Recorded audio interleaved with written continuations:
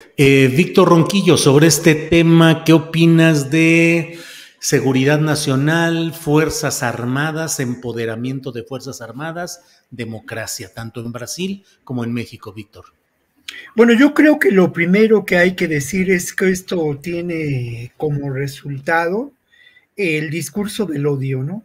En Brasil, como en México y en muchos otros países del mundo, se ha fomentado por parte de los medios de comunicación de manera preponderante la construcción de un discurso de odio, la construcción también de una visión absolutamente conservadora de la realidad, ¿no? Este radicalismo de la derecha es parte de lo que está ocurriendo en Europa, lo que está ocurriendo también en nuestros países. Basta con escuchar a la clase media mexicana o a una parte de esta clase media mexicana hablar del actual gobierno. Basta leer la primera plana del Reforma del Universal de hoy para entender de qué hablo, ¿no? De fomentar este discurso de odio, de generar irritación social. Es preocupante y parecerían escenas de una ficción política con carácter apocalíptico, ¿no? Lo que presenciamos en relación a estos hechos. ¿Puede ocurrir algo similar en México? Lamentablemente ocurre y seguramente tendremos expresión de ello el próximo 13 de noviembre, ¿no? En esta marcha convocada en relación a la reforma electoral, donde las huestes de la derecha, de la Coparmex, de sectores absolutamente conservadores de la Iglesia Católica, tendrán un espacio de expresión como lo tuvieron hace un par de años con Frena y su ridículo surrealista con las casas de campaña volando en el aire, ¿no? La verdad de las cosas es que también tenemos que atenernos a la encuesta que mencionabas hace un rato antes de iniciar la mesa, Julio, en relación a la reforma electoral. Sin duda, en estos momentos existe por parte de la mayoría de la población en México claridad sobre lo que ocurre, ¿no?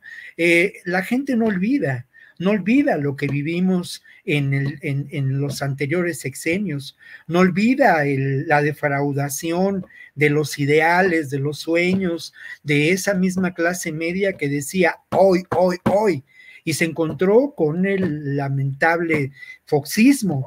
Tampoco olvida al usurpador de Felipe Calderón y muchas personas saben muy bien que los efectos de la violencia y de la guerra perpetrada por Calderón pues son una realidad hoy terrible en muchos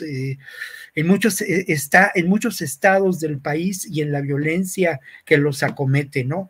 Entonces, creo, por otra parte, bueno, pues no estoy de acuerdo con Lupita, porque creo que en este momento la gestión del ejército, de las Fuerzas Armadas en aduanas y en otros espacios ha sido creciente, de eso no hay lugar a dudas, pero me parece que no encontramos en ningún momento decisiones políticas de calado importante por parte de las Fuerzas Armadas.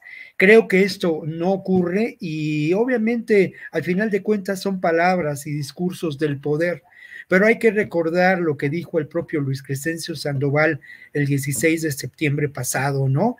En este desfile que tiene sus asegúnes, y además dedicado a la Guardia Nacional, pero en donde él aseveró que el ejército mexicano no tenía aspiraciones políticas, aunque más dichos, dimes y diretes, el propio Dan Augusto López aceptó que en algún momento dado podría pensarse en que algún integrante de las Fuerzas Armadas aspirara a la presidencia.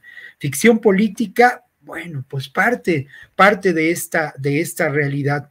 Creo yo que lo que en estos momentos estamos viendo también es una posible integración de esta América que sin un optimismo gratuito podemos considerar vinculada a proyectos progresistas, ¿no? Que sobre todo tienen una definición en común, y esa definición en común es el papel del Estado benefactor y la lucha contra la corrupción. En eso sí, me parece que hay un acuerdo, y un acuerdo también importante es en cuanto a las posibilidades, ¿no?, de esa integración ante una posición distinta a lo que fue el expansionismo norteamericano, la securitización del continente, con efectos terribles y muy dolorosos en México y en Colombia, Julio.